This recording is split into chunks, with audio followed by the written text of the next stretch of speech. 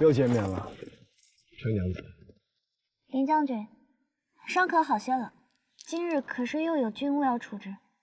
小伤而已，早就无碍了。这些时日也碰不到伤处。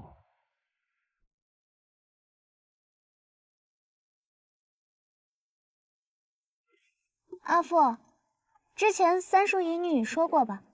去华仙路上，我和三叔母遭遇劫匪，是林将军救了我们。多谢林将军救命之恩。程将军不必这么客气。陈娘子与在下历经生死，又为在下宽衣疗伤，大家不必这么见外。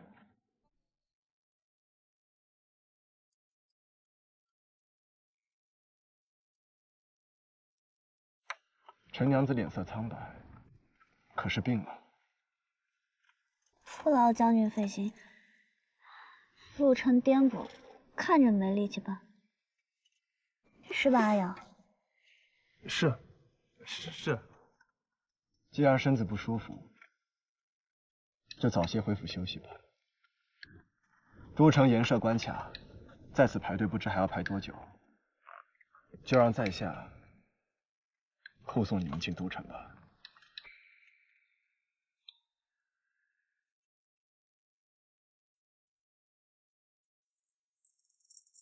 前方让路！前方让路！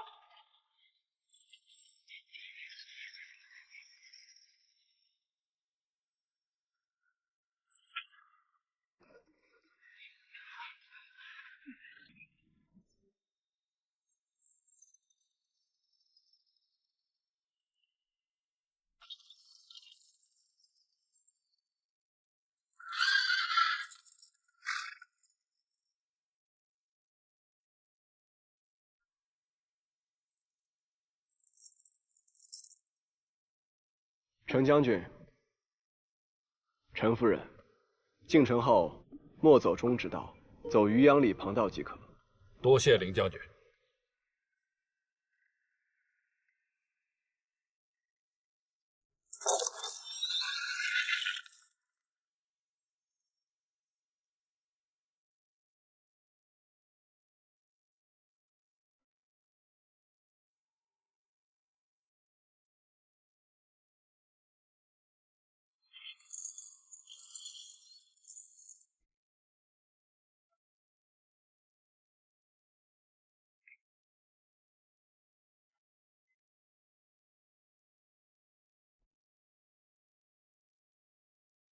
学生见过夫子。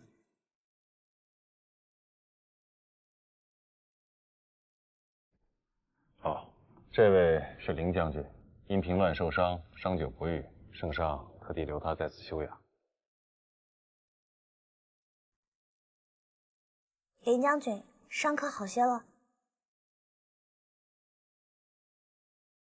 林将军、单剑雄，你们竟都在这里，你们还不知晓吧？我在义清了。喏，就是他，他就是你们未来弟父。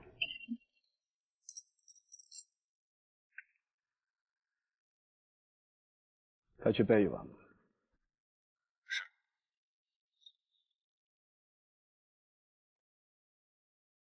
才2月不见，程娘子就要结亲了。单剑与你道喜啊！多谢袁公子。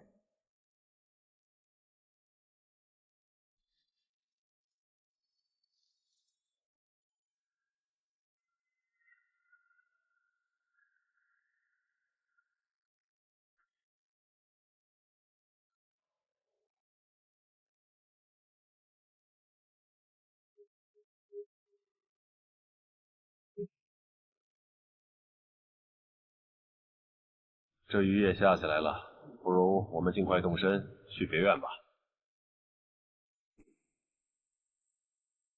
雨势不小，我们一同前往吧。程娘子，你就坐我的马车。你那摇车虽有雨盖，但这雨夹风势抵挡不了多少。听闻你风寒初愈，若是再淋了雨着了病，就不好了。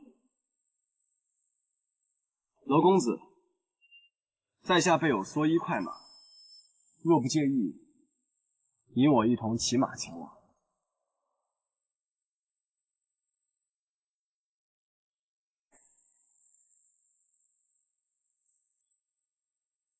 那就谢谢子辰兄。少成，你快去，我随后就到。那你可得快些。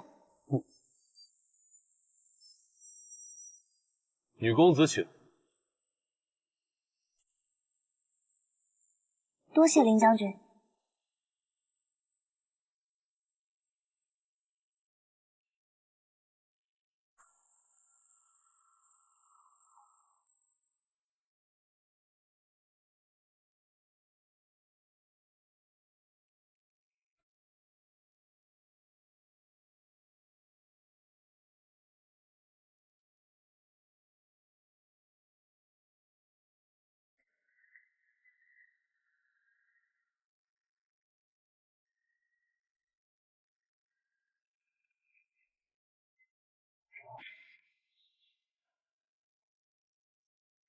无妨。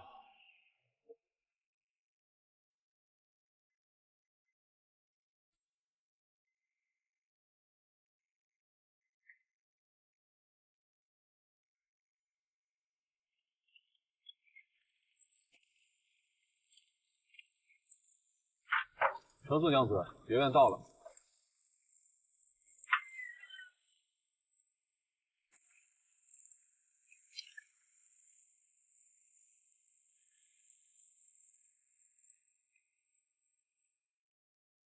有劳林将军。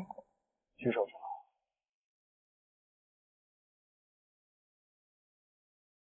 陈娘子，此处乃前朝匠人所建造的别院，你若感兴趣，在下可陪你逛一逛。此处离华县有多远？雨势太大了，就算赶回去，是没人开放。今夜你便宿在此处吧。我已经差人前往华县通报陈县令，不必担心。多谢林将军。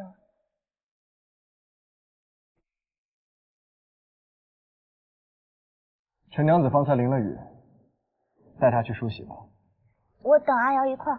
娄公子我自会照料。你快些去吧。女公子请。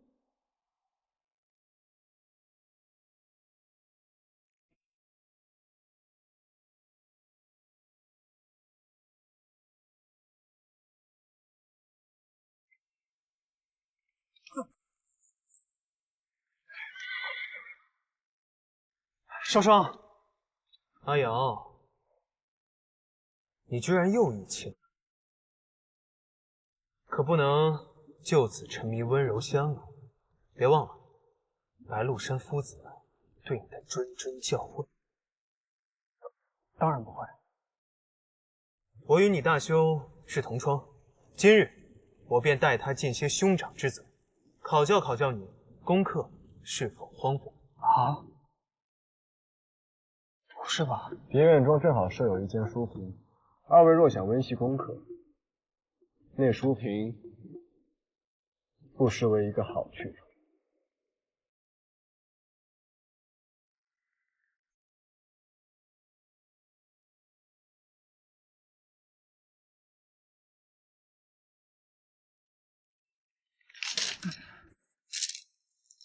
这边开始考教啊？一个时辰已经过去，为何不能考教啊？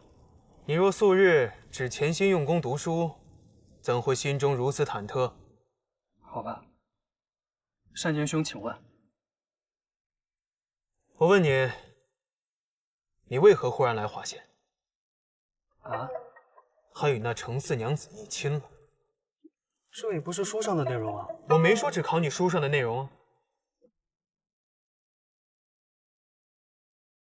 我已仰慕少商已久，就想着离他近些，我就跟来了。仰慕已久？你是仰慕他满腹算计，还是仰慕他心思深沉？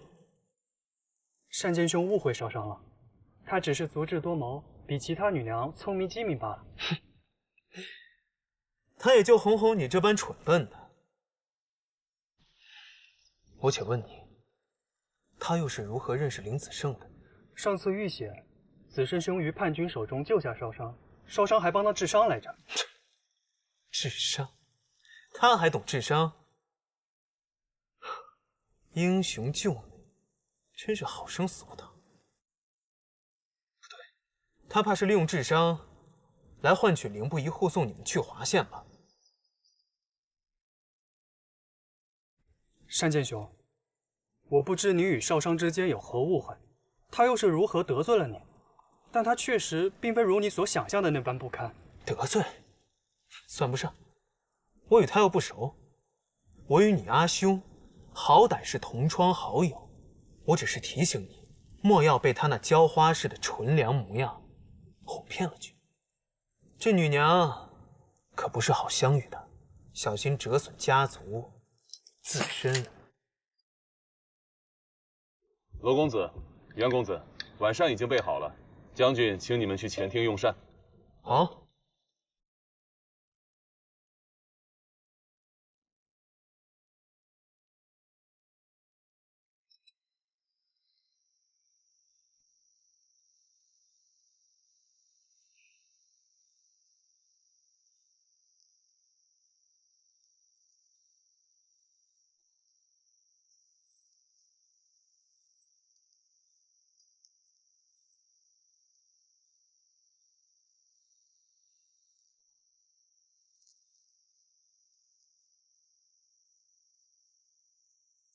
程娘子，这边请。与夫子攀谈，倒也方便。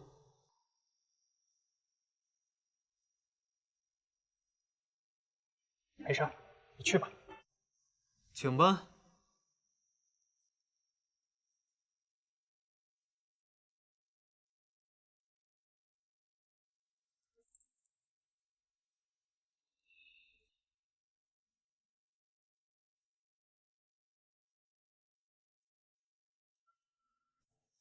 愿战乱休弭，风调雨顺。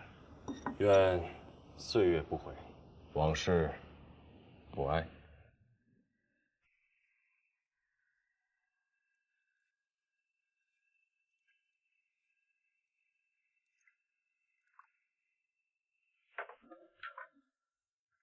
20余年了，自我遭立地加害，不得已离家游历天下，已是20余年了。程娘子，今日我倚老卖老，随你叔母叫你一声少商，可好？大夫随意便可。我们相逢即是缘分。少商，今日我同你讲一个小故事，可好？可是讲夫子自己的故事。哎，不过是个小故事而已，切勿攀扯他人。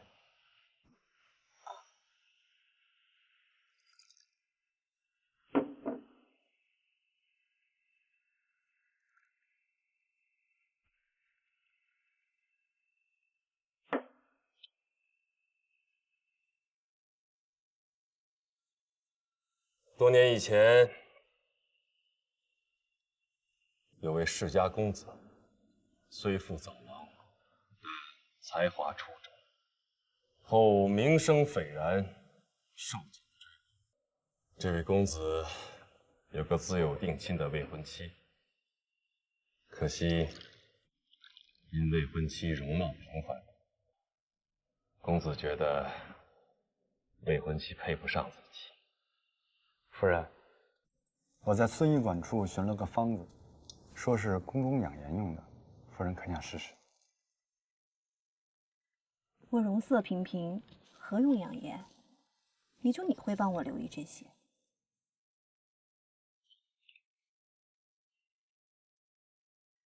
你娶了我这无颜女，如今可是后悔了？我若是看脸娶妻，为何不化个妆，把自己给娶了？这天下，我还没见到哪个女娘比我更俊。你呀，唉，可惜啊，皇甫仪可不是这般想，他当初并不甘心娶我。夫人，能不能不要再提这个背信弃义、心瞎眼盲的家伙了？那个人家逢大难，远遁他乡，你当初没有提出退亲，已是仁至义尽了。那未婚妻家中亲长也纷纷劝说他退婚避灾，可他力排众议，不肯背信弃义。非但如此，她一个小女娘，还以一己之力承担起照顾公子家眷的重责。更甚之，她还要备受未来君故的刁难，所做一切，只为盼公子早日归来成亲。而他这一等，就是7年。夫子恕我直言，那公子就不该让未婚妻吃的。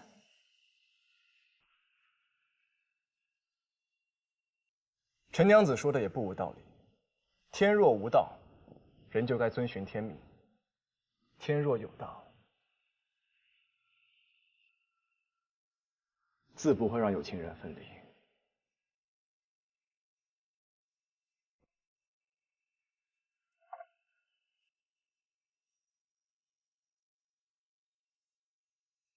程娘子待人一向刻薄，敢问程娘子，倘若遇上这事的是娄公子，你等他还是不等？袁公子这问题问的当真是不刻薄。好，那袁公子说我是刻薄，那我就问一个刻薄的问题：倘若是你遇上这样的祸事，你是等还是不等？我先问他，请程娘子先回答。我不过是反问袁公子，请袁公子回答。少商，我不会要你等的。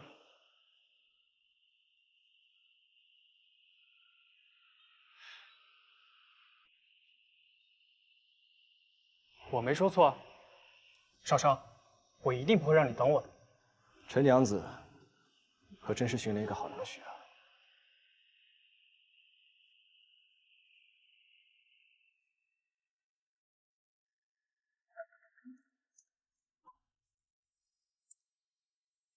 公子王父有位十分了得的护卫，承公子王父当年恩情，自告奋勇，愿护送公子南下流亡。途中为保护公子，不幸护卫临死之前，将自己的孤女托付于公子。谁曾想，就是这段恩情，断送了前世情感。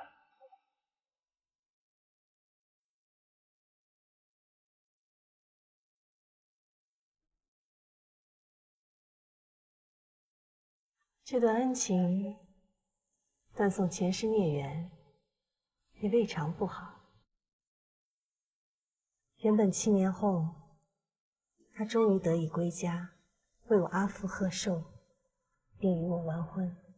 可那追随他2年的孤女，非在他归家时服毒自尽。若非他执意照顾孤女，拖至归家脚步，我又怎会在阿父寿宴上再被羞辱？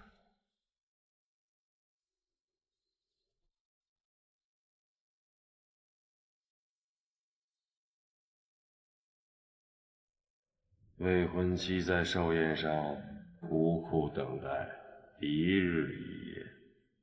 谁知公子并未如期而至。公子心知未婚妻心中悲不自胜，定要与其见面，诉说各种苦苦哀求其数日，才得以相见。谁知未婚妻开口就是退婚。公子深知他此时正在气头，想假以时日，待到其平心静气。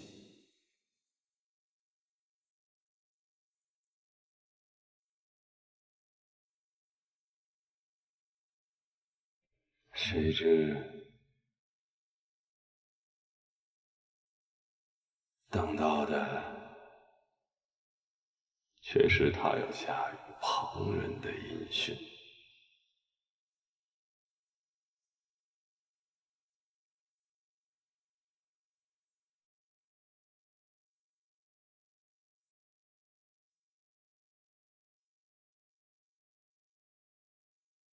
你既可为旁人拖住归家脚步，我为何不能驾驭旁人？我非要快刀斩乱麻，从此斩断与你的前尘过往。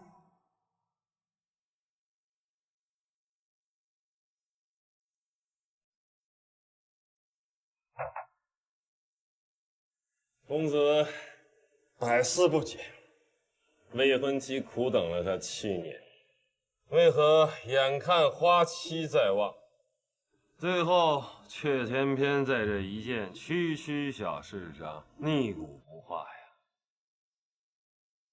敢问，这位公子一直对未婚妻的相貌暗暗惋惜，这未婚妻可心知肚明啊？那是公子年少之想，后感动于未婚妻的情深意厚，便再无此等轻浮之想了。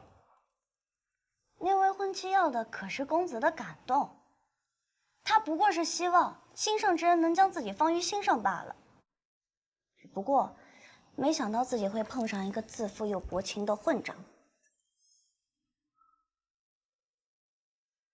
夫子，我倒有一问题。若你是内公子，未婚妻和孤女同时掉入河中，你应当救谁？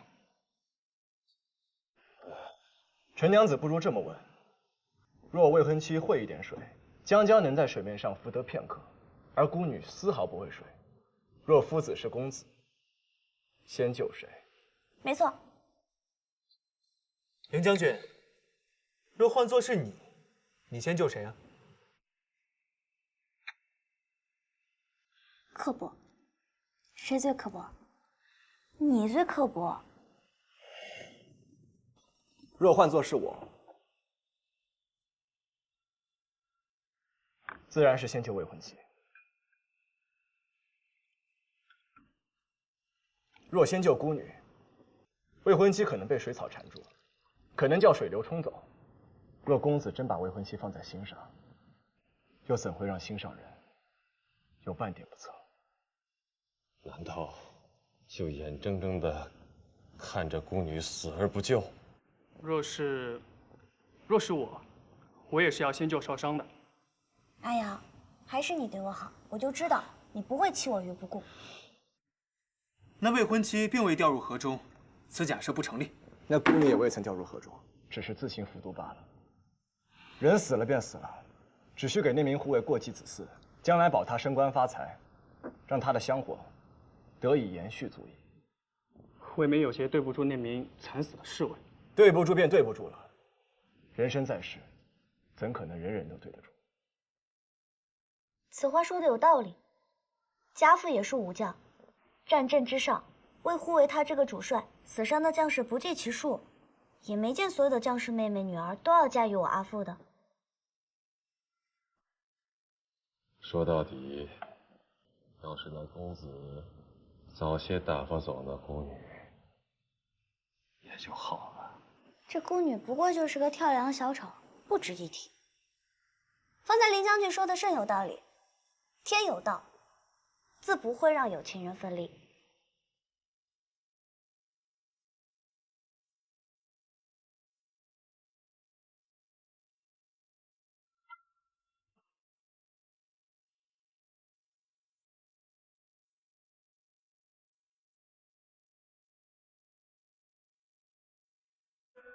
这未婚妻既不能相信公子对自己表面冷淡，实则有心，又不能相信公子对那孤女确实毫无情意。这两个不能互信之人，如何结为夫妻？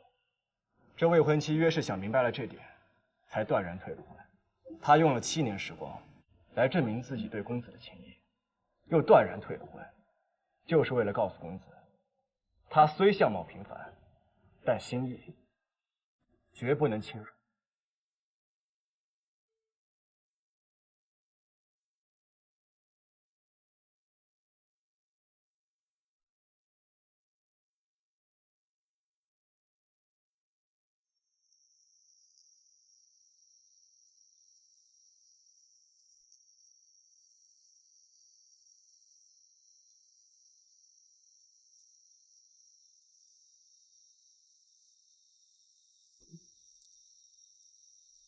夜冷风寒，别再着凉了。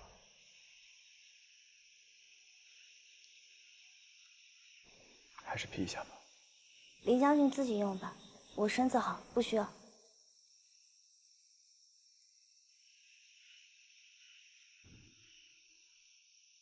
子慎以为，那未婚妻实乃大智大慧之人，拿得起放得下，一旦想清楚，便毫无留恋。他现在遇见了对的人，余生幸福平安，对吗？嗯，如今的他，再幸福不过。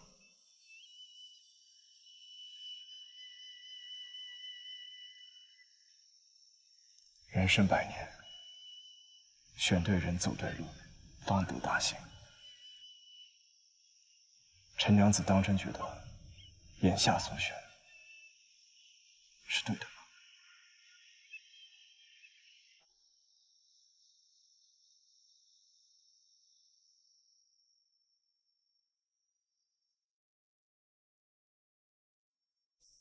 少商，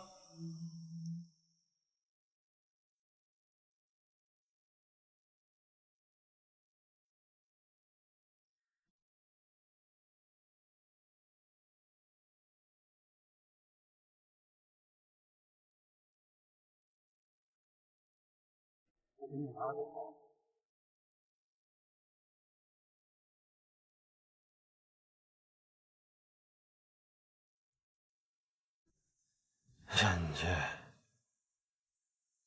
为师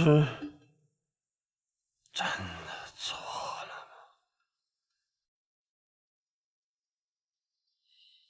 往事不可追，夫子对前尘理当释怀，一切还需往前看。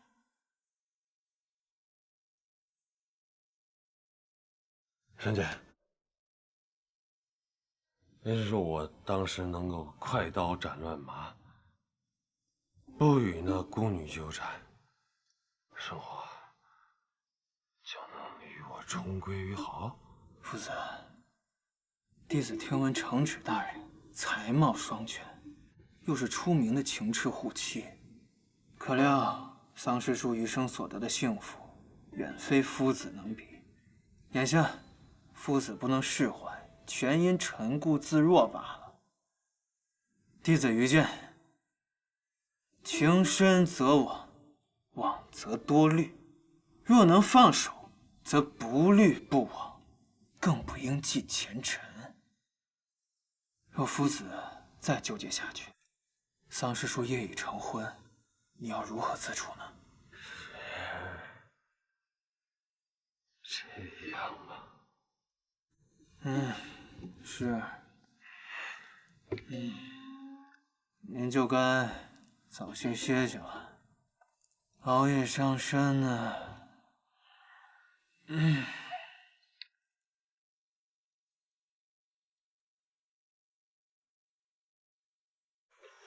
是我。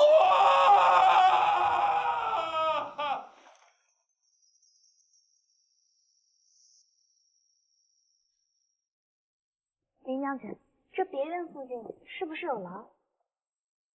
狼？昨夜听到狼嚎了，可凄厉了。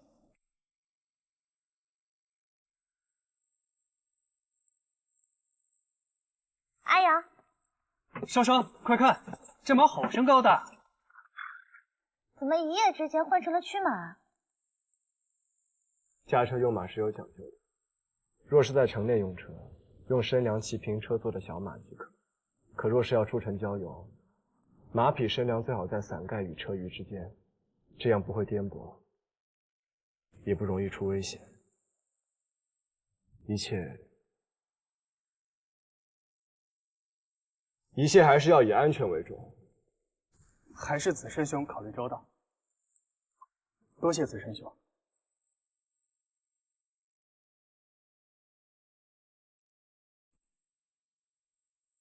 对了，怎么不见山剑兄？他恐怕是被狼吓着了，一夜未睡好。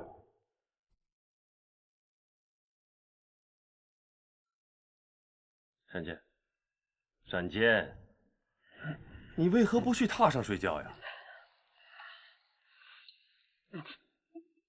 哎，夫子，你终于醒了。单剑，你这嗓子怎么了？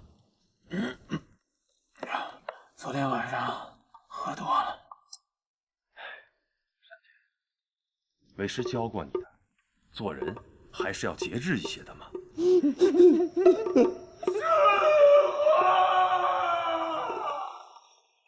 剑，你说我是不是应该去与他诉说我的？现已天光大亮，父子愿意去，便去吧。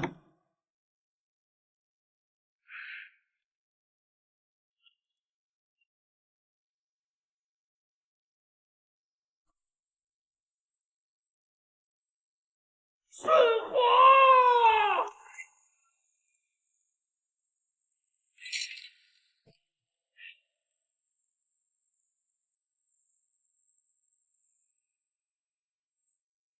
三叔母，三叔母回来了！终于舍得回来啦！皇甫仪可对你说什么了？三叔母怎知皇甫大夫留宿了我们一晚？他送信来告知，我怎能不知？他这个人啊，坏得很。当年如此辜负三叔母，如今还厚着脸皮来纠缠你。皇甫仪也非坏人，不过是聚集全天下男子烈性于一身罢了。哼，娘娘，这女子在世，姻缘不过是人生的一道风景，成败离不开得失二字。这日后，无论遇到何情何景何人，都莫要为男人放弃了自己，不值得。三叔母的教诲，娘娘谨记于心。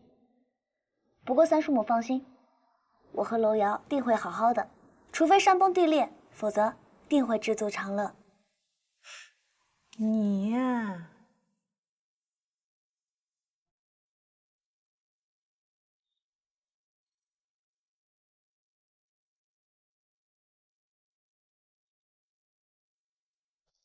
留步吧。三叔母，娘娘给你修的热水池子，你要记得每日都要泡上一泡，这样才能睡得香。还有，叔母腿伤虽已痊愈，但还需要衣食复查，切不可怠慢。等娘娘回去，给你做个轮车，到时候再叫人给你送来。娘娘，放心吧，有三叔父在，一定能照顾好你叔母的啊。但是你回家以后一定要听你阿父阿母的话，别再讲了。三叔父也多听三叔母的话吧，莫要整日胡思乱想。娘娘，照顾好自己，别忘了叔母给你说的那番话。现在倒是知道依依惜别了。当日只身去华县，走时连头都不知道回一下。夫人何以知道袅袅离别时不曾回过头啊？难道夫人偷偷的追过去看过他？时辰不早了，准备启程吧。大兄、四父，一路多保重。你们也多保重啊。夫人。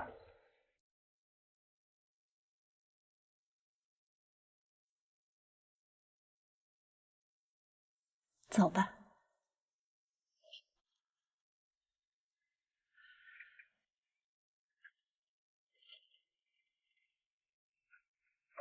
启程。撤。撤。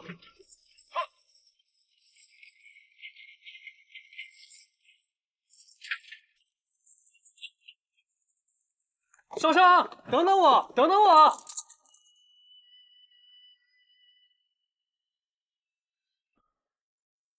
这么看去，倒令我心中百感交集。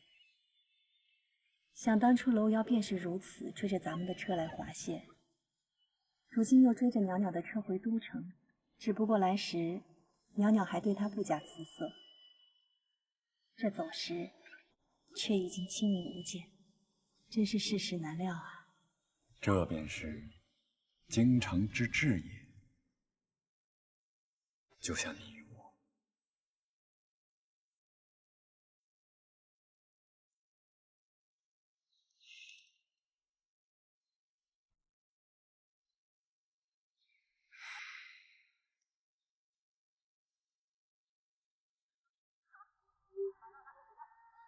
旁边那朵最大的那朵。哎呀，不是那个，旁边那朵。哪朵呀？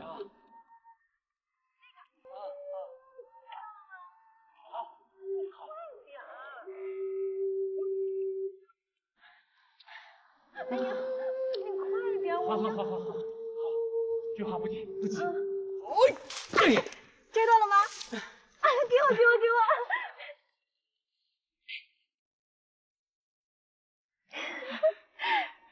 你看我簪这朵花可好看呀！好看。若是文家阿兄见了，肯定会喜欢的。哎，句话，可不敢这么称呼啊，那是圣上名讳，说不得。阿元，就算你摘花与我簪发，我也不会嫁给你的。你若是再说这种话，我就叫我阿兄用棍棒将你打出去。阿兄，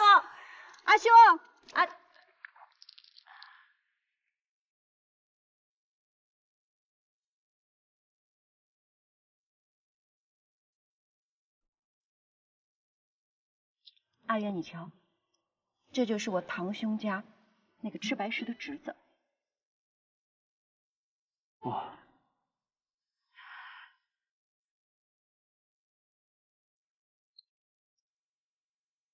侄子，给女公子建安了。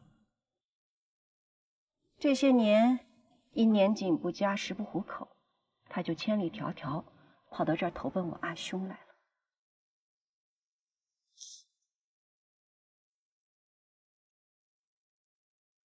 女公子怜贫惜友，子侄们感恩戴德。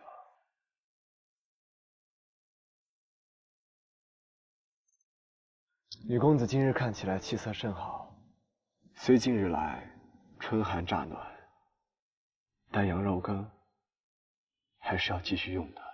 你只管好自己便是了，轮得着你对我指指点点的？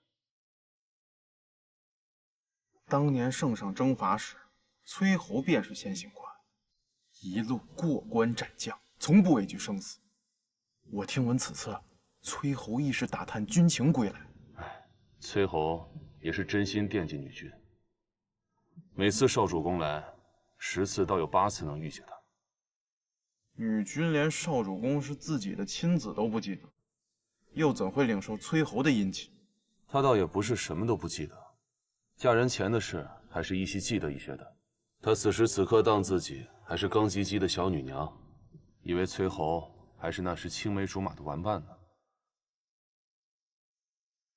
阿兄啊，你叫我莫在背后非议，这陈年旧事，你倒是记得比我还清楚些。仇阳侯怎么来？倒也不算难看。纵使锦缎再华丽，衬你都黯然失色。还有你说，我称第二，哪个敢称第一？就算是岳衡那个小贱妇，也比我差得远。我阿文兄长现在满心都是我，即便没有这些锦缎，他也不会多看那个贱妇一眼。静华，你怎么可以对岳飞出言不逊呢？你可知道他是当今圣上身边的贵人？岳飞？什么岳飞？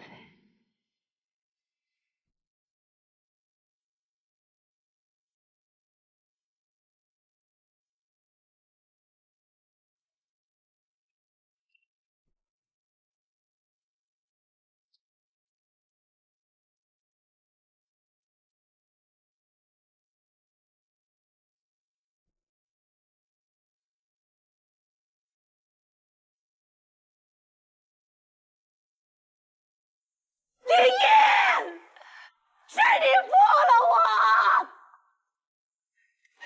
你别死啊！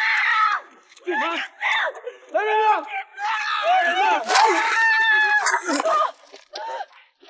先扶你军区休息。你去死！你怎么不去死？你去死！你去死！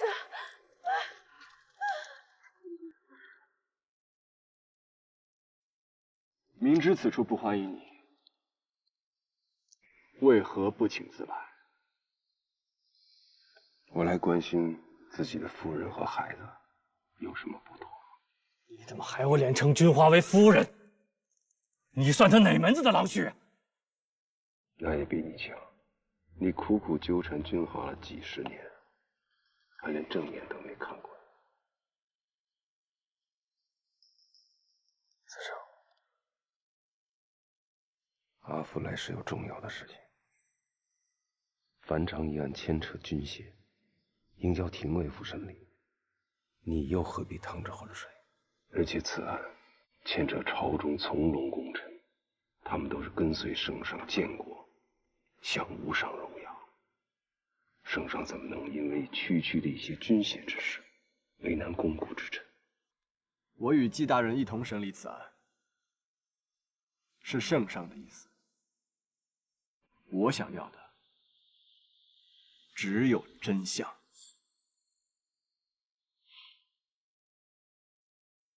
子胜，你终究年龄尚轻，为父要承担起教导之责，听阿父一句话，就此罢手吧。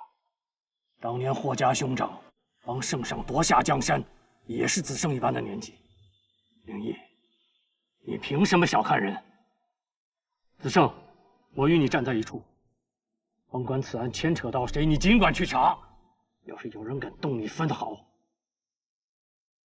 崔佑第一个和他拼命。崔佑，你这话说的太轻巧了吧？得罪了不该得罪的人，你我都保不住他。现在他们已经动手了。子胜，你可知一个时辰前，赵玉被劫，樊昌现已逃脱。接下来这案子该怎么查？子胜，遇到大麻烦。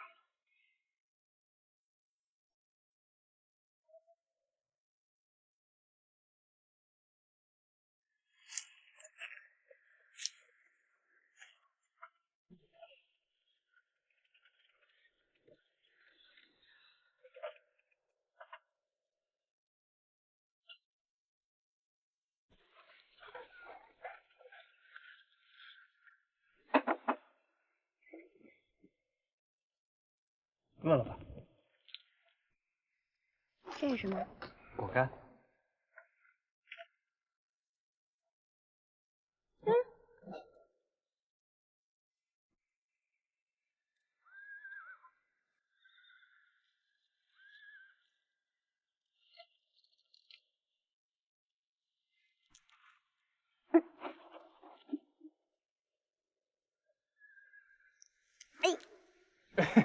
甜吗？甜。若娘娘真心喜欢娄公子的话，为何会这样为陶干与他？这与为犬畜有何不同？夫人这话说的就不妥了。依夫人看，恩爱夫妻，该如何喂陶干，才不像喂狗啊？那自然是用手喂到对方的嘴里才是啊。那如此说来，你我也不算是恩爱夫妻。夫人就未曾亲手喂陶干放到我嘴里。我们能一样？我们可都是老夫老妻了。年轻的时候你喂过呀。不过现在也不晚，我这就管他们要陶干去，也好让他们学一学真正的恩爱夫妻究竟是什么样。将军，你就别再闹了。晴天白日，都城城门设置关卡，车队只让进不让出。夫君有没有想过，是否有何不妥？是啊，闲杂人等，莫要扰乱公务。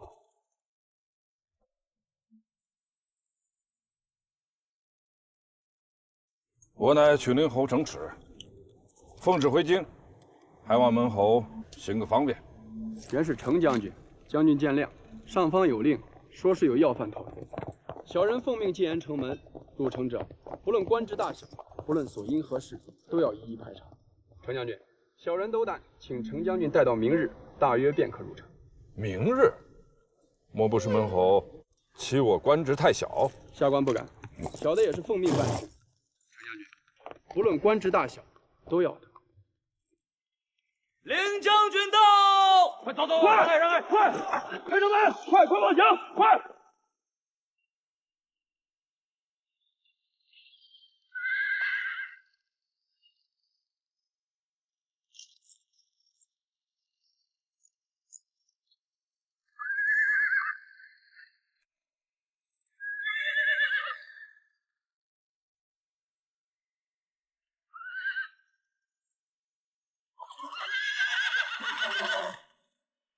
程将军，林将军，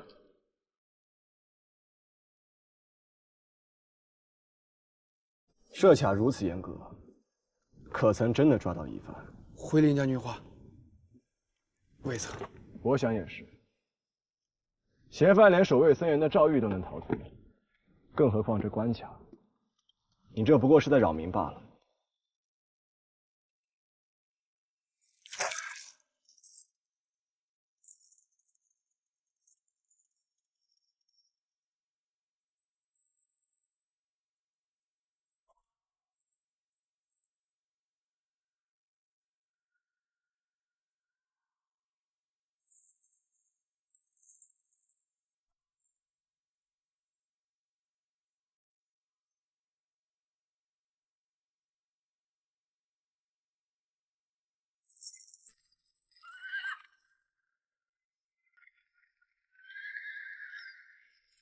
又见面了，程娘子。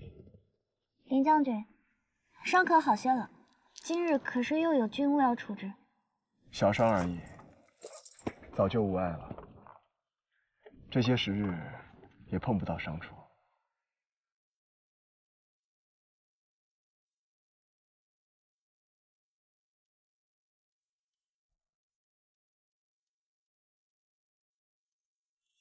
阿父。之前三叔姨你说过吧？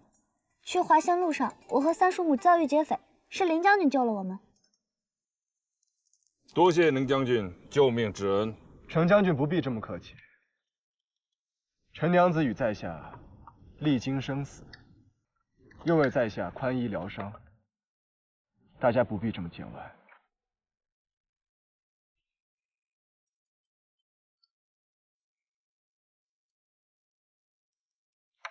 陈娘子脸色苍白，可是病了。不劳将军费心，路程颠簸，看着没力气吧？是吧，阿瑶？是。既然身子不舒服，就早些恢复休息吧。都城严设关卡，在此排队不知还要排多久，就让在下护送你们进都城吧。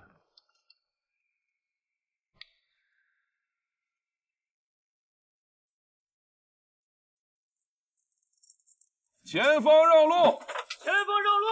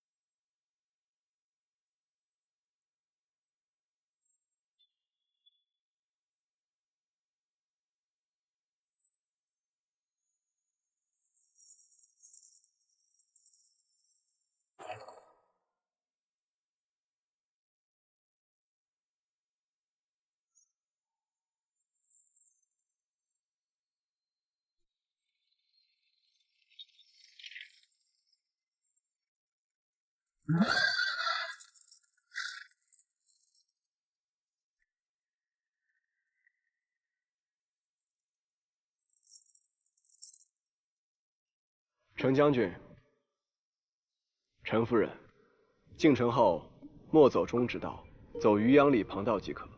多谢林将军。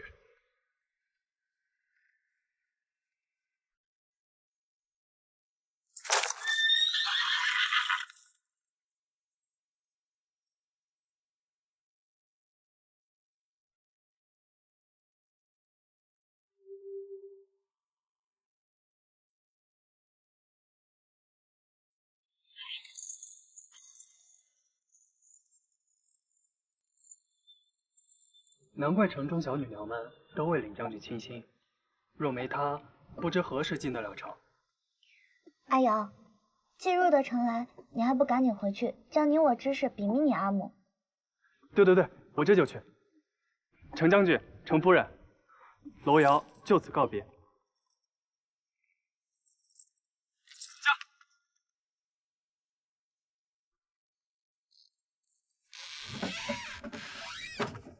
何时能到啊？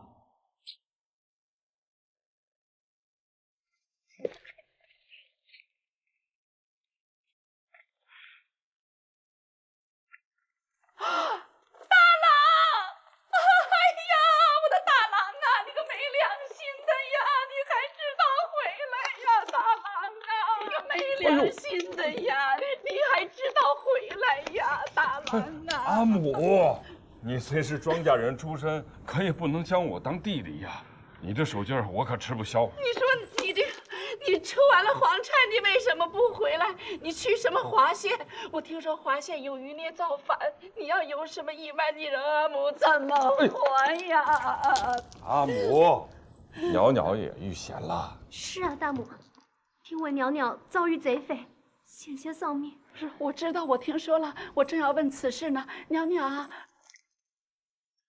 我问你啊，你是不是跟你三叔一直在一起呀？你三叔有没有遭遇贼匪呀？你三叔有没有负累受伤啊？啊！哎呀，这个三郎他是读书人呐，他哪受过这种苦啊？三弟，他去那破衙门吃什么喝什么呀？他那个心腹也是个不顶事儿的，连饭都不会做。你让三郎。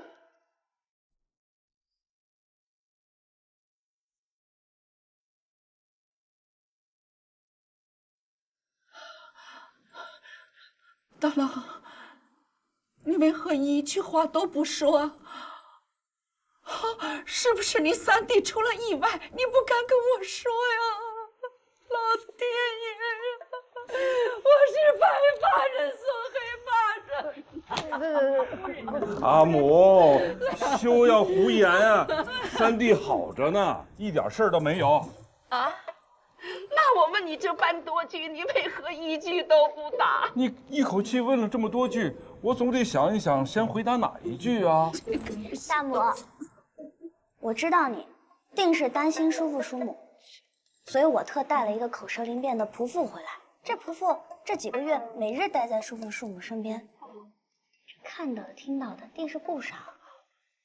打明日起，我就让他巨细靡遗的全都讲给你听。哎呀，干嘛还等到明日啊？现在赶快把人叫到我房中，我要让他跟我说说这些时日我的三郎都吃了哪些苦啊！我的三郎是读书人呐，他怎么能吃这么多的苦呢？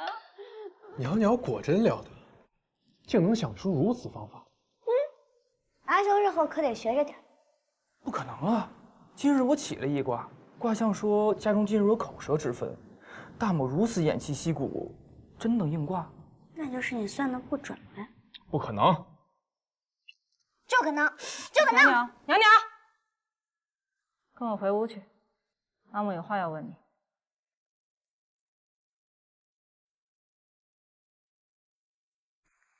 你在路上又做什么惹阿母生气了？这一路上我可一直是小心谨慎，从未惹阿母生气的。哼。阿父，今日城门戒严，你不与阿母去商讨一番？急什么？人家林将军都没提半句，显见与我家无关。你还不赶紧进去，别让你阿母等急了。可阿父，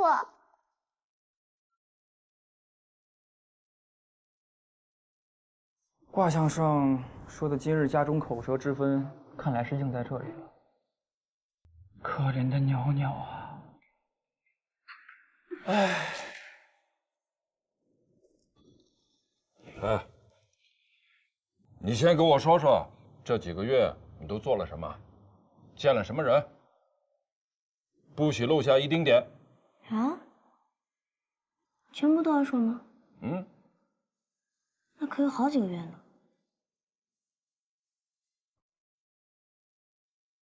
好吧。那日，我跟着三叔、三叔母一同上路。哎，先说林不疑。叔父应该都跟阿父说了，不过就是那些事儿。你三叔父可没说过什么宽衣疗伤、历经生死啊。阿父，你莫听林不疑夸大其词，我跟他总共都没见过几回。没几次是多少次啊？也就3、4、5、6、7、8回吧。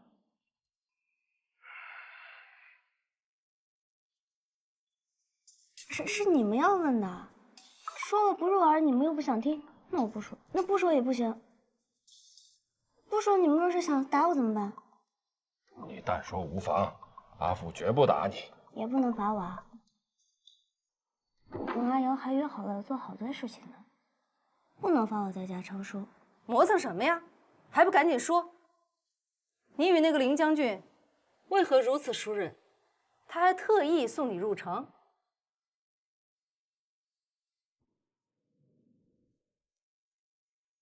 你说子申亲自打开城门关卡，还亲自接城将四娘子进城，然后再去抓的反常。是，陛下千万不要责怪林将军，他向来最讲规矩，此次恐怕是念及程娘子的救命之恩吧？恐怕不仅仅是救命之恩呐。那还能有什么呀？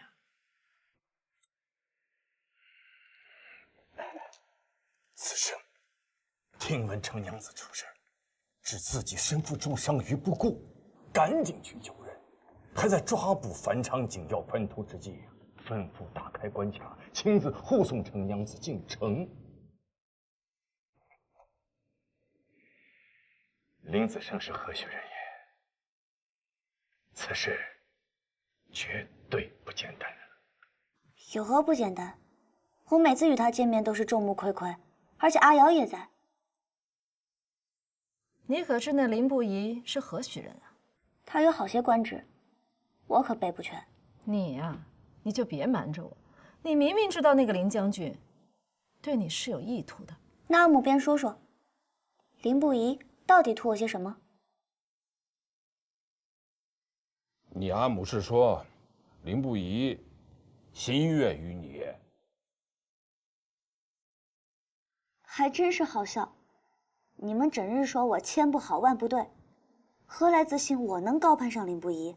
即便是林不疑真的心悦于我，女儿只知阿瑶是唯一向女儿提亲之人。那个林不疑啊，不是在剿匪擒贼，就是在重伤休养，他哪有时间与你提亲？那便就是天意，可见还是阿瑶更适合我。如此说来，你就是放不下娄家那门亲事，就算是林不疑心悦于你，你还是要嫁给娄瑶，对不对？说来说去，阿母就是不愿意我嫁给阿瑶，对不对？即便是林不疑并未对我心悦，也要命我为他留一线机会。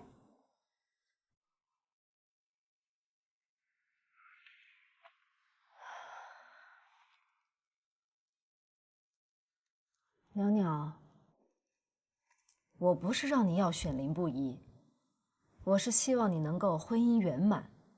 娄家二房示威，你要是嫁给他，娄瑶能护得住你吗？这天下的好儿郎这般多，你为何这般着急？你可以再等一等，看一看，这婚姻大事岂是儿戏？就是啊，阿父阿母，三叔、三叔母都是神仙眷侣，我又何尝不是羡慕？只是我知道自己一直以来运气不好，若还要挑三拣四，错过了阿瑶，便想再寻个好的，也是件难事。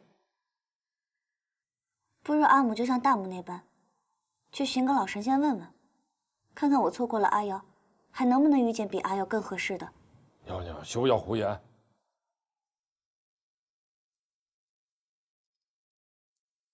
当年我把你留在家中，是阿母不好。这些年啊，没有长辈的教导，你看你养成了这个顽劣的性格。你回想一下，这些日子你都做了些什么？你在汝阳王府大打出手，在万府拆桥闯祸，一桩桩一件件荒唐之举。就你这样的性子，嫁到了娄家，你能有安生的日子过吗？在家中，我可以让你投奔你三叔；若是嫁到了娄家，我想护着你都鞭长莫及。那个娄瑶又是个软性子，你如何能够全身而退啊？说到底，阿母就是瞧不上阿瑶。不过没关系，我与阿瑶早就商量好了，日后她外放，我随她一起。阿母自可眼不见为净，也不用为我操心。我与阿瑶也能逃脱父母的掌握，振翅高飞。这就是我想要的姻缘。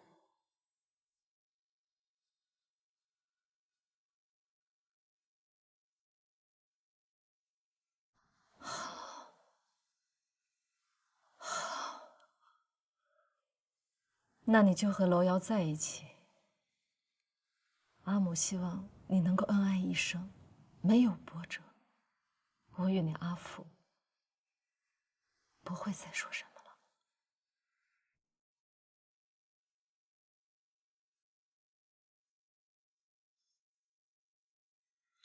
多谢阿父，多谢阿母，女儿先告退。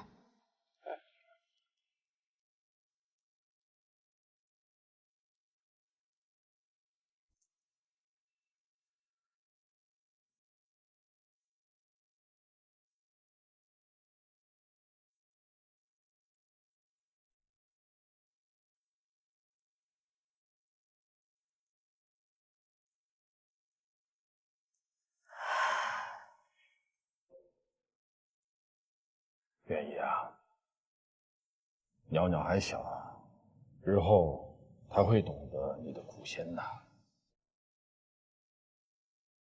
再说娄公子也不错，虽然性格软绵些，可也是踏踏实实过日子的人。娘娘嫁与他未必坏事。我只希望娘娘能够寻个良人，不想让他遗憾终生。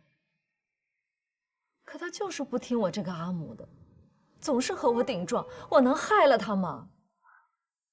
我知你因着过去的事情，始终觉得亏欠娘娘，恨不得一切都代她做主，让她少走些弯路。可婚姻之事，谁又能轻易的断言是好是坏？我不能断言他的婚姻，可是我能断定，那娄家就是个龙潭虎穴。我不能眼睁睁看着自己的女儿嫁过去吃苦受罪吧？这天下的好儿郎多了去了，他又不是没得选。娄家是龙潭虎穴，可凌家内情比娄家有过之而无不及。再者，凌不疑如今正决力三尺，也要查清樊昌一案，不知又要触碰多少人逆鳞。我还庆幸少商与之没什么瓜葛呢。好了，别难过了。夫君，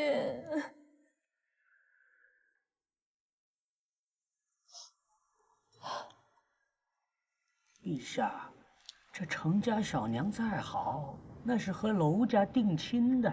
这样，只是心疼子胜。自他阿父娶了程于氏，逼疯他阿母之后啊，这婚事就成了他的一个心结。他宁愿背负不孝忤逆之名，也要和城阳侯划清界限。朝臣们还参他不孝。殊不知啊，他才是这世上至真、至孝、至善之人呐。您说这城阳侯此生娶妻2回，却只生1子，这凌将军呢，假如能服个软，将享何等的滔天富贵呀！可是他为了母亲，却不为所动啊！这竟或是全族性命，就算是偏疼子胜一点，也无法弥补当年的憾事啊！嘿，谁想到啊，令这些朝臣一个一个的嘴馋眼红了，变着法儿的在朕面前啊诋毁诬陷的。你瞧瞧这些书报，明明是廷尉府监管不力，才弄丢了樊城。子胜不过就是协助审案，才回都城没几日，一个个急着啊，给他扣上这么一个懈怠失职之罪名。那这次凌将军能抓回樊昌吗？朕信他，就像当年朕信任霍兄一般。